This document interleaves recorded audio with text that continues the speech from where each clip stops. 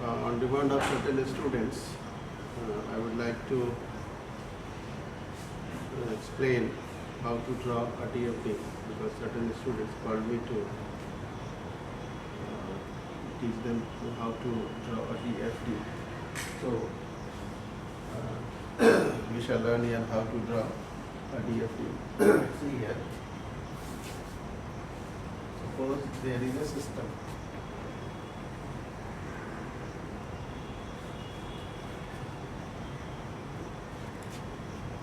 In which there is an output say A.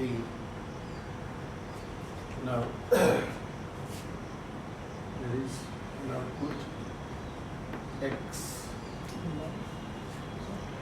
Say there is another output Z.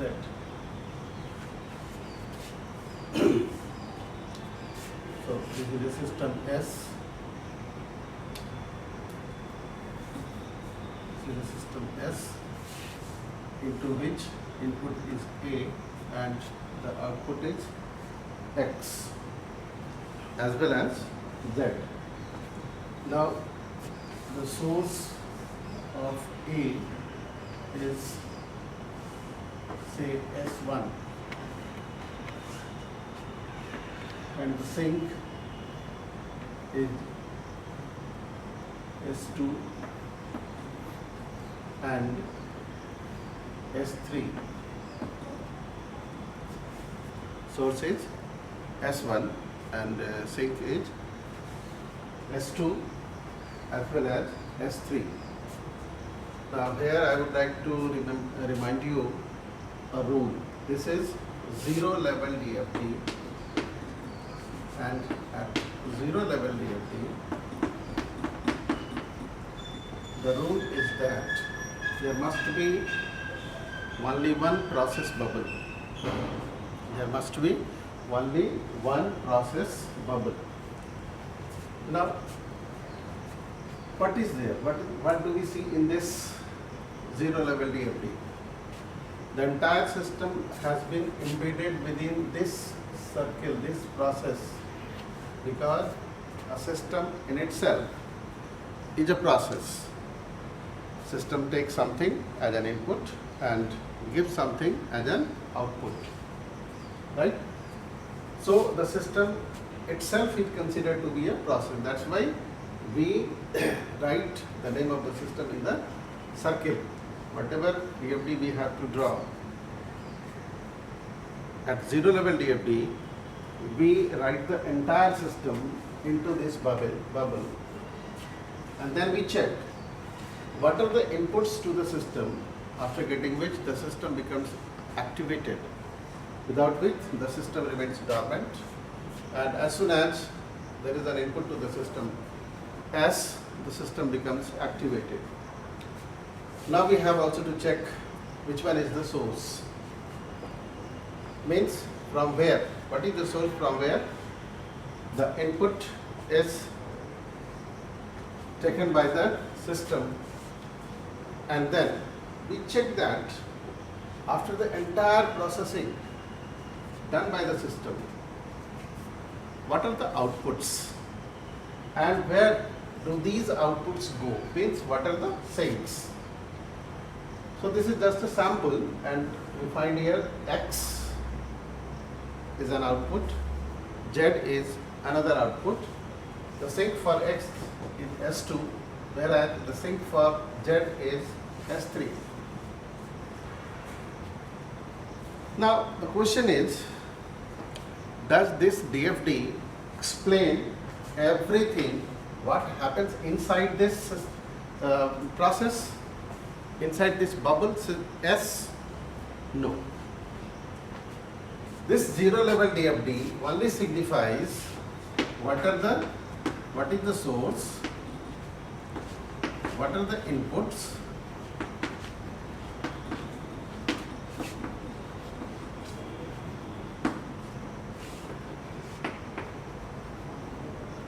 what are the outputs,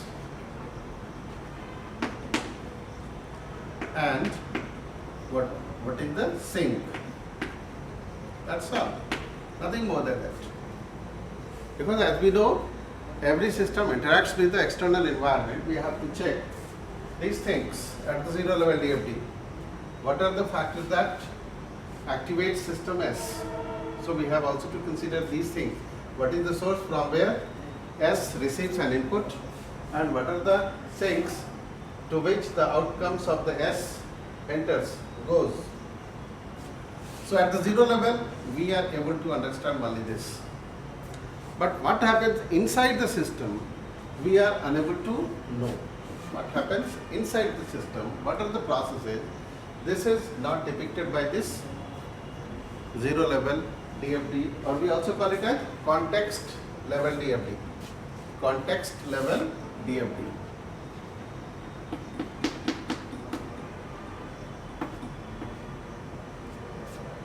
Right. Now, we have to see what are the processes inside the S that converts this input A into output X and Z. What are those transformations that happens inside the S, this process, which converts this A into X and Z. To know this, we will have to decompose this bubble, zero level bubble. So to decompose this, we will have to enter into next levels of DFT, first level, second level, third level, and so on, as many as we can go. So this zero level DFT has now to be decomposed into next level, that is first level. So while entering into the first level, we would know a rule that the inputs and outputs in next level must be maintained, that should not change. Whatever is input at this level and whatever output is at this level must be maintained at first level. This should not change. Normally what happens, most of the students makes this error. At one level they show input is something, output is something, but while they go into the next level, the input changes as well as output also changes. This should not happen, because we simply elaborate what happens inside this process bubble. So how can the input or output change? This won't change. So the rule is here, when we enter into next level, next lower level, the input as well as output must be maintained. So now we enter into first level DFT of this one. This is zero level.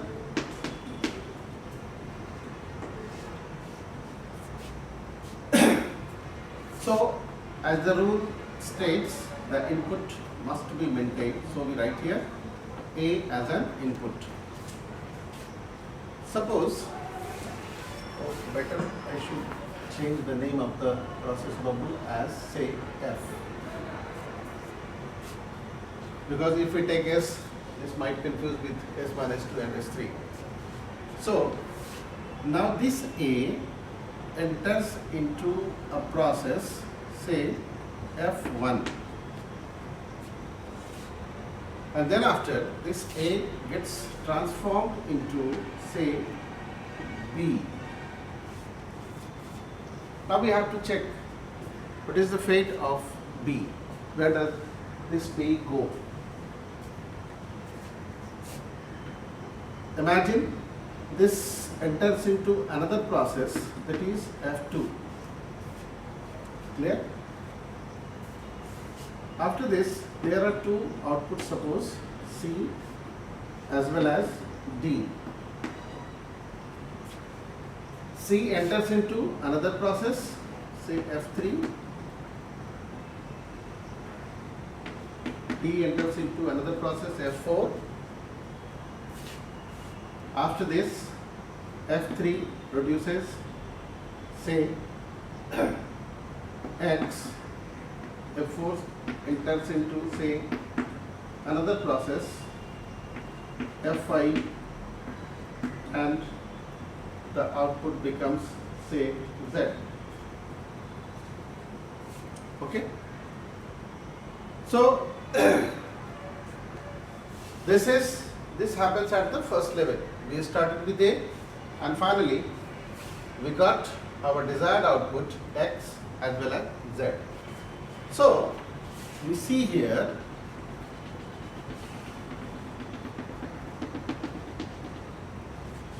this was embedded within this process F, and we have maintained the input as well as the outputs. Sorry. So this is first level DFD.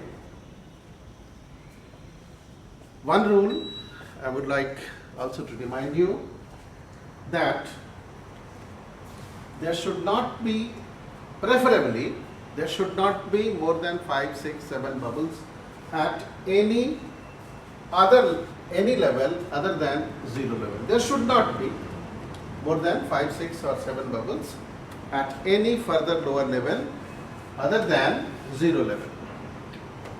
Because inclusion of more bubbles would make DFD highly networked and the complexity would raise. Why do we make DFD? This is just for understanding the processes of the system, the functionalities of the system, what processes take place that converts data items from one form to another form. So this is the purpose of DFD. So if we include more and more number of bubbles at one level, what would happen? The DFD would be highly networked. From where an arrow arrives, where does an arrow goes, it ought to be clear. So better it is to decompose DFD into generations of levels, first level, second level, third level, and so on. Now, another rule is that every process bubble must be named, must be labeled. So naming is here, as it is a sample DFD, that's why the name we have used F1, F2, F3, F4 and F5. Now this is numbered also as 1.0, 2.0, 3.0, 4.0 and this is 5.0. Okay, fine. So we have maintained one rule, that input and output of one level must be maintained at the next lower level. So this is first level DFD. Okay, fine. Now suppose we think that there are more smaller processes inside 2.0 and there are more smaller processes, transformations inside F4 that are hidden. Number of processes are hidden within F2 and number of processes are further hidden within F4. So what do we need here? We again need decompose these bubbles F2 and F4. So at what level would we enter? We would enter into second level. So first we decompose this 2.0.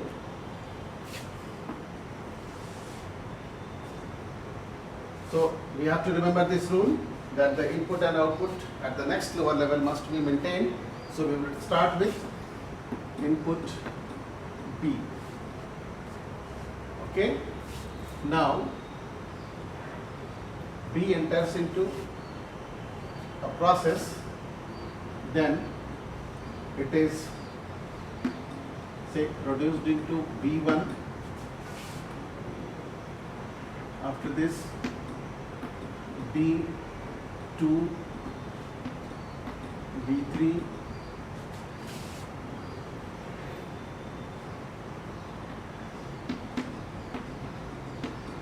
B4,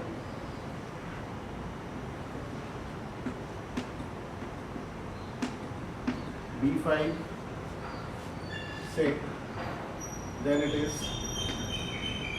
C and say D.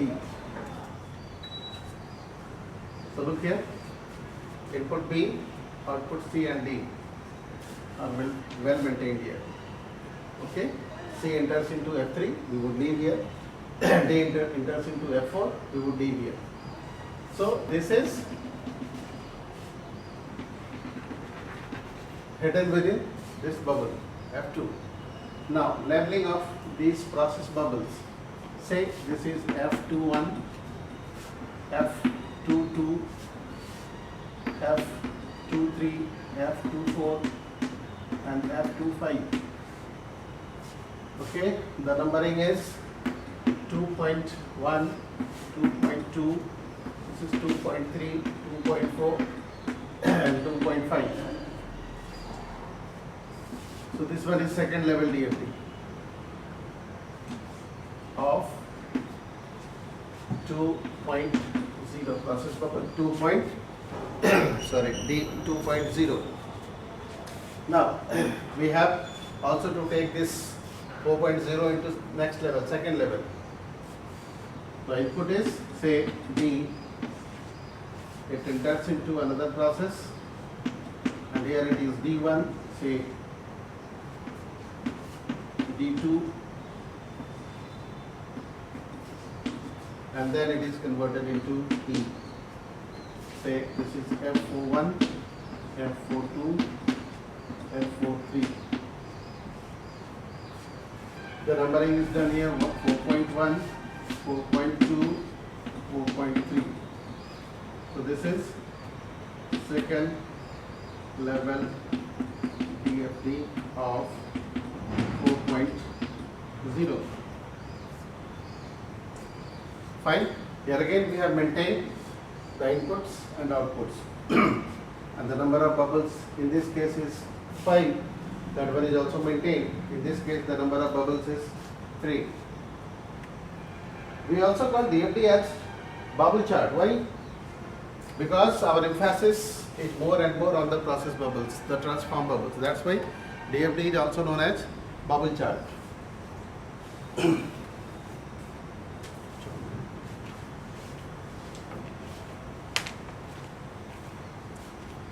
Now suppose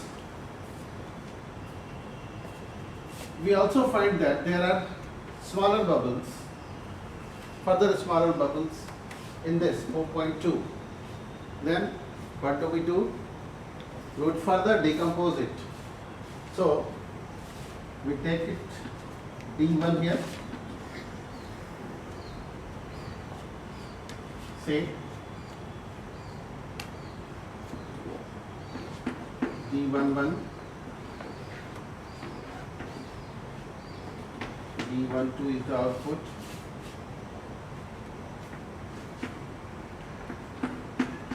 D13, D14,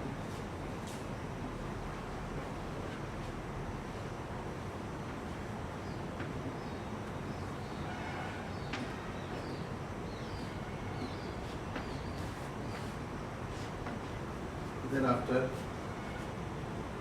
D2 is given out. So if we have to number here, then F411, F412, F413,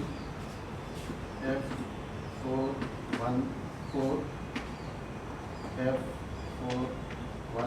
F415.